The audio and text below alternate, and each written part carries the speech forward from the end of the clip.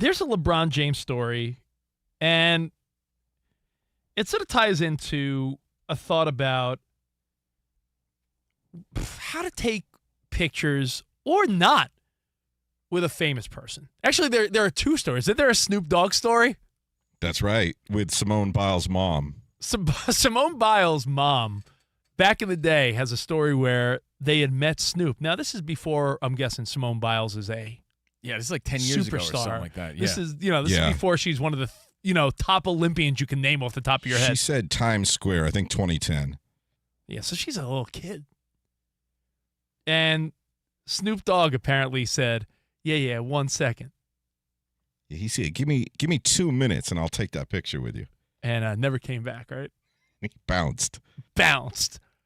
And she remembered and now tells the story when she sees Snoop carrying what looks like a big joint, but it was actually the torch, which I thought was funny. Like, that was really? a torch? I was like, man, Snoop Dogg. I was like, man, he's really smoking that on TV? That's crazy. He's really pushing the limits. Are you crazy for this one, Snoop? NBC, my goodness. So that was one story. Snoop Dogg, you never know. And I'm sure, no hard feelings now, but it is funny to think that Simone Biles is probably a top 3 Olympian that you can name. Right. And Snoop dissed her as a kid. And she called him out on it all these years later as they were taking pictures. And the other story involves LeBron James. And I know you wanted to talk about that. LeBron, you have it in front of you. Who is the Olympian that he took a picture with? Team USA track and field athlete Chari Hawkins. She shared a throwback and a current photo with LeBron after the opening ceremonies. Again, from fan. It was just a fan. She was there at an event with her dad or something like that, as she tells in the story. Chari Hawkins was there. She's a little kid, and she takes a picture with LeBron James, and now they're teammates, and they take a picture all these years later. So it poses the question based on something that happened to Rich over the weekend of when's an appropriate time and place to ask people for a quick selfie? Is it okay sometimes? I was at the airport 2 weeks ago, Newark Airport. Went home to visit the family, and I'm there with my kid, and I'm just hanging around at the bag terminal. What are you, Beetlejuice? Yeah, just hanging around. That was by that Just conveyor thing. I was by the baggage claim. And the bag thing. that thing, Yeah. the bag treadmill. bag. The treadmill for the luggage. Yeah. That thing. Bag. And I'm just looking at this dude. I'm like, who is that guy? And I'm like, oh, it's Tommy Cutlets. And it was Tommy DeVito of the New York Football Giants. And he was there with two Botchagaloops, two of his buddies. Well, he's not still on the Giants, is he? Well, Tommy, yeah, I think so. Is Where he? Yeah, but he's not on the team. He hasn't made the team as far as I know. I think so. So Tommy DeVito, who was the talk of the town last year, was at the airport, the Newark Airport. And I'm sitting there and I'm sort of sizing him up because that's what you do. I wasn't checking him out. I was sizing him up. You want to hear a Tommy DeVito quote according to NFL.com as of hours ago? Because the Giants are still trying to put together their roster. It would be a gamble for the Giants to cut me. It will be a gamble. A gamble you don't want to take, right? Did his manager say that? It was like a slick manager. Yeah. Paulie Walnuts, his manager. Yeah, he said, hey, you got to take him, but don't. What do I know? Over here. So Tommy DeVito saying not just happy to be in camp. He's battling for a spot. Yeah. He's third because they got Tyrod Taylor. yeah, I looked it up when I was at the airport because I was like, hey, Melody, I go to my daughter. She's like, Dad, who is that? And I'm like, that's Tommy Cutlets. She's like, who's that? Someone's getting a horse. So I showed her a picture. I'm like, he's the quarterback of the Giants. What? And she goes, well, you're on Fox Sports Radio. Why don't you go and say hi? And I'm like, I'm sitting there debating it. I'm like, I feel like such a fanboy. Like, what a nerd I feel like. He's a young dude. I'm like, I'm there with my daughter. Mr. DeVito. Yeah, but I feel cool in my own right. I don't want to be submissive to him. Like, you're a great third-string quarterback. It's a third-string quarterback. He should have been asking you for your autograph. My ego says the same, Danny G, but I know that's not true. Did you take your sunglasses off when you went over to approach him? So my daughter was like, Dad, just take a selfie with him. It'll be good for the show, and it'll be funny. He'll appreciate it. And then I have that internal debate of, well, How could he not think it's cool in front of his boys that another grown man who I think is cool, me, wants a photo with him? Yeah. Right? But, dude, I got to tell you, I chickened out because I didn't want to bother him in his personal moment at the airport. But what I did observe, too, Rich, is his real life. Like, he was picked up at the airport by his parents. That's sweet. Just the same way my dad was picking me up.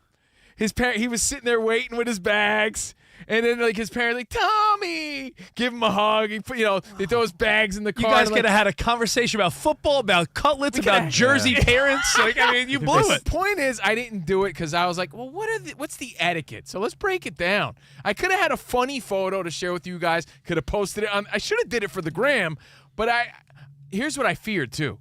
Can you imagine if he was like, hey, I'm a little busy in front of my daughter? I would have felt this big. I would have felt so lame if Tommy DeVito was like, yeah, how about no?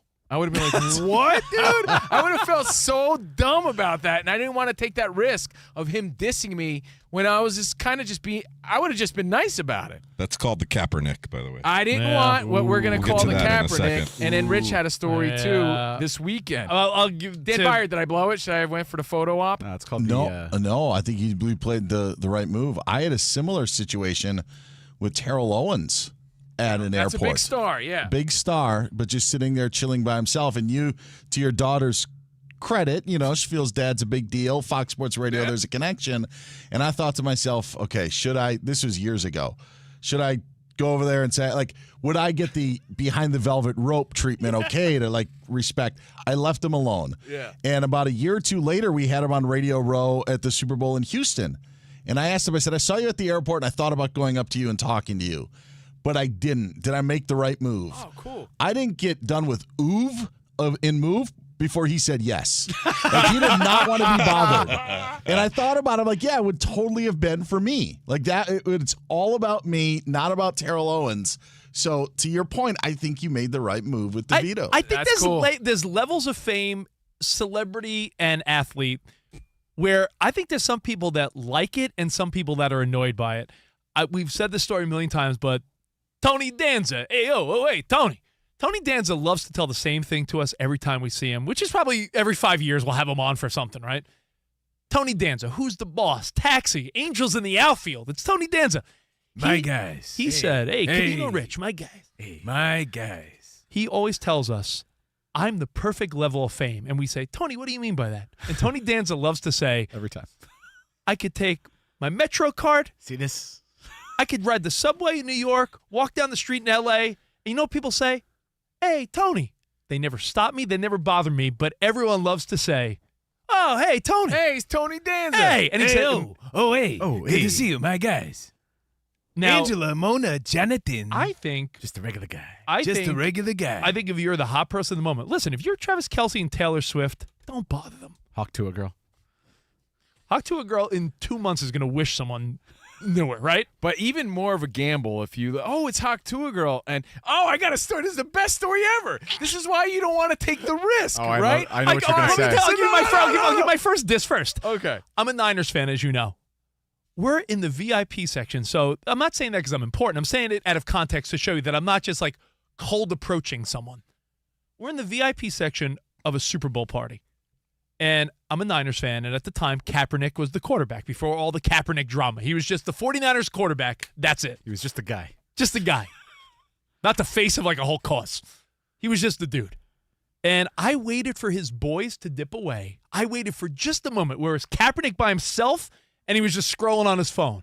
And I go, yo, Cap, big fan. Rich, I work at the time, ESPN. Work at ESPN, big fan. Yo, can I get a quick selfie? And he goes, yeah, nah. And walked away. And I was like, oh. And then I was like, yeah, you'll see what happens to you. And I feel like I won.